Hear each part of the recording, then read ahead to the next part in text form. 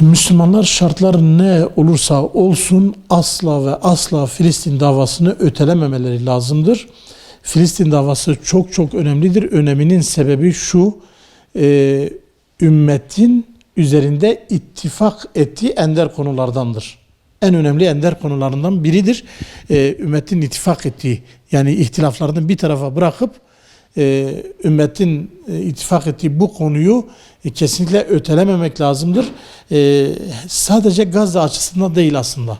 Gazze, Mescid-i Aksa, Filistin davası, evet o davaya olan katkı ve yapmamız gerekenler, bir de aslında Gazze, Filistin, Mescid-i Aksa davası aslında bize katkı sunuyor.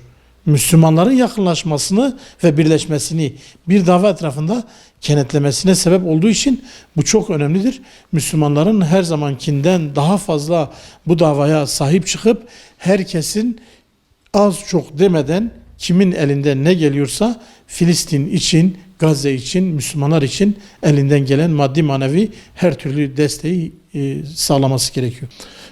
Malumunuz yıllardır Gazze Siyonist İsrail'in ablukası altında tabir caizse inim inim inlemekte ve açık hava hapishanesi hükmündedir.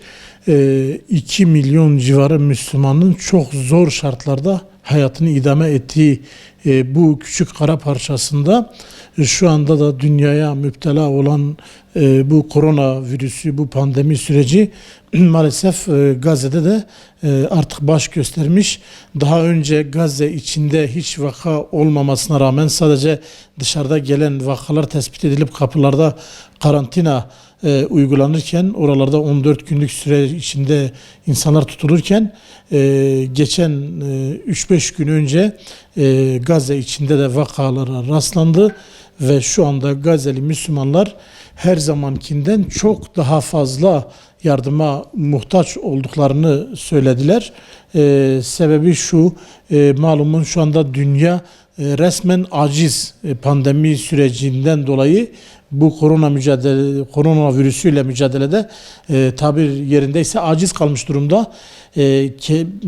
Giriş çıkışları ülkelerin, başka ülkelerle diyalogları, ticaretleri, her şey olmasına rağmen ki Gazze halkının böyle bir şansı da yoktur.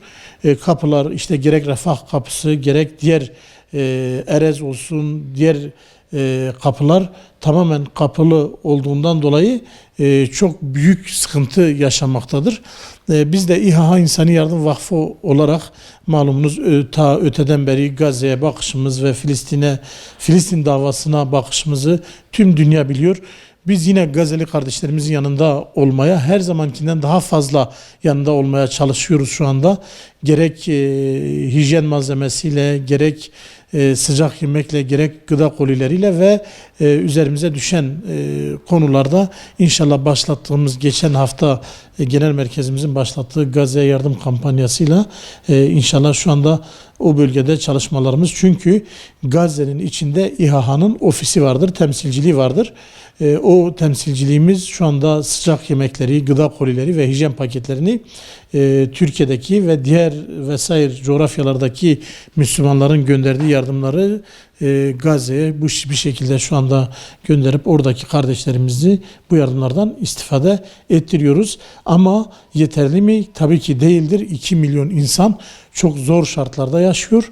Bu nedenle Müslümanların, vicdan sahibi insanların Gazze konusunda daha duyarlı olmasını, daha fazla yardım yapmasını bekliyoruz.